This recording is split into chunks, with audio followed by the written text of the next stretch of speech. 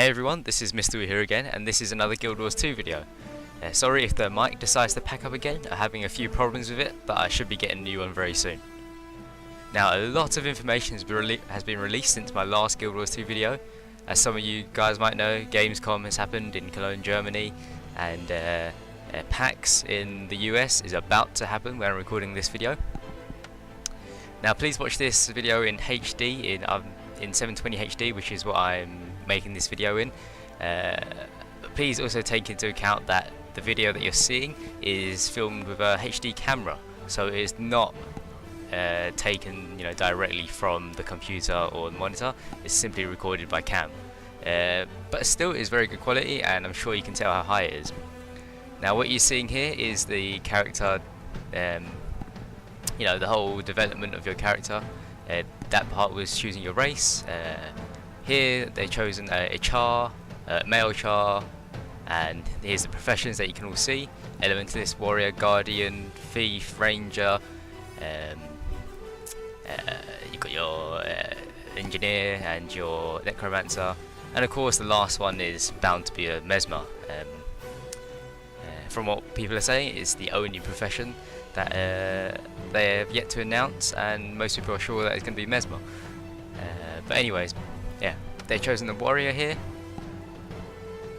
and of course the character customization is so much more detailed than in Guild Wars 1. Obviously you're limited to a certain height because char are tall. Some Norn probably are also very tall.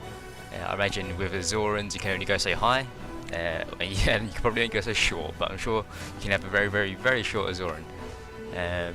So this part here is about body features, type of fur, like different patterns.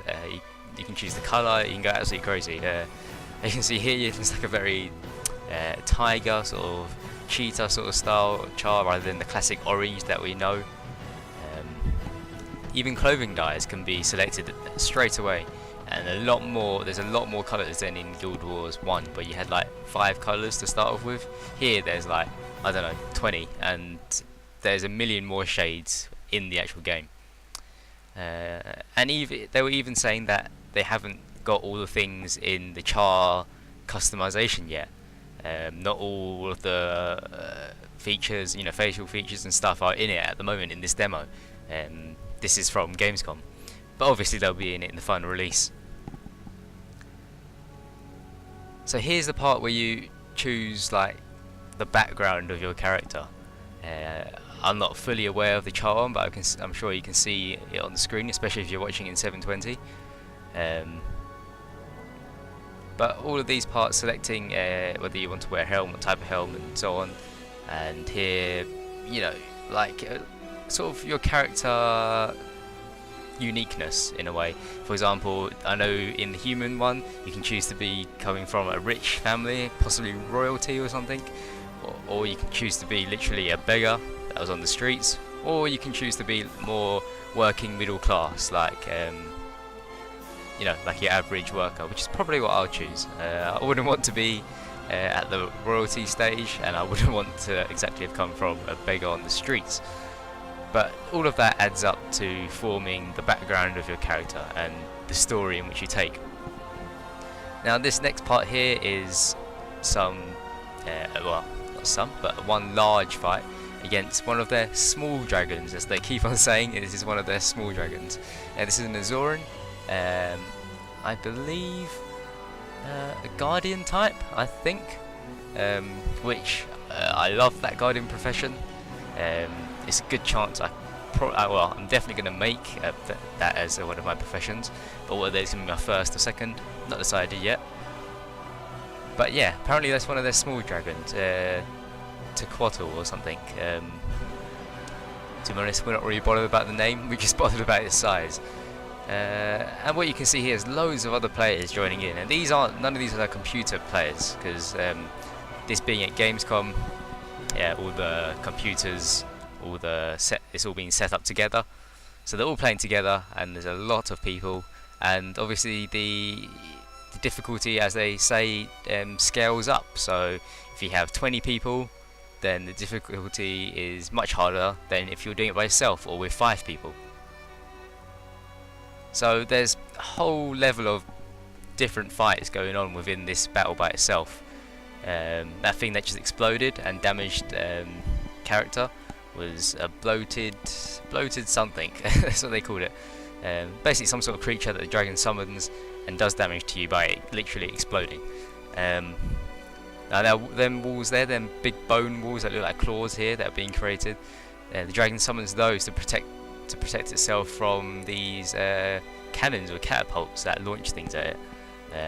And that's another fight that's going on. You've got to destroy those bone walls. You've got to protect the here, as you can see, you've got to protect the cannons, and you've got to repair them. So you've got to protect the people that repair them. You've got to revive the engineers, so on and so forth. And essentially, it's just a massive battle, and you can see the graphics are just vastly better than almost any other MMORPG out there. I mean, to be honest, the first Guild Wars graphics were better than most MMORPGs out there, but this has again improved on that. As you can see, the setup is totally different now. You got your, I'm sure you can move it, but you can, as you can see here, you have your mini map on the bottom right instead of in like a little square box. Your skills are arranged differently. The first half depends on your weapon that you've chosen. So if you're a ranger, it'll be bow skills, or if you're a ranger and you decide to equip a sword or an axe, then it'll be axe skills. And then the second half of your skills is based on other things, either like gaining them from quests or unlocking them from, you know, other various means. The HP bar is also different. It's like a little circle now, which you've seen, I'm sure we've seen before. What you saw there was the Azuran Mega Laser, I think, and that is like a Mega Laser. You got to protect that as well. And when that fires at the creature, as you can see here, it stuns the dragon, and then you should just absolutely just shoot and fire and attack it with everything you got, because it lowers the HP quite a bit. You can't effectively directly attack the dragon unless it's stunned. So it adds another dynamic to the game. Obviously this is a very complex fight, not all fights will be this complex. And the Azuran character actually looks quite cool. I wasn't sure about playing an Azuran in the game. I didn't like them in the original Guild Wars, and you know, they look a little bit funky, but their movement is kind of kind of awesome. It's like how he moves is very different to how a Char, or you know, a Char's on all fours, or even a normal human would walk. But if I were to choose an Azuran, I would probably go with an Elementor, something traditional like that. Right now I'm still thinking either human or Norn as my first and second race. I know a lot of people are going with Char. I'm not a fan, but I can definitely understand why. It's very unique and people like that, you know, the whole, you know, ferocity of that race. I think they're about to beat the dragon. Yep. So you unlock, as you can see there, you unlock a reward, that big chest over there, and all players will unlock that, and depending on how they contributed to the fight, will determine how much they get, or how much of a chance they get of getting good stuff. Everyone gets a reward, but something different. EXP obviously is granted. But yeah, thanks for watching, guys. Hopefully I'll make more Guild Wars 2 videos very soon.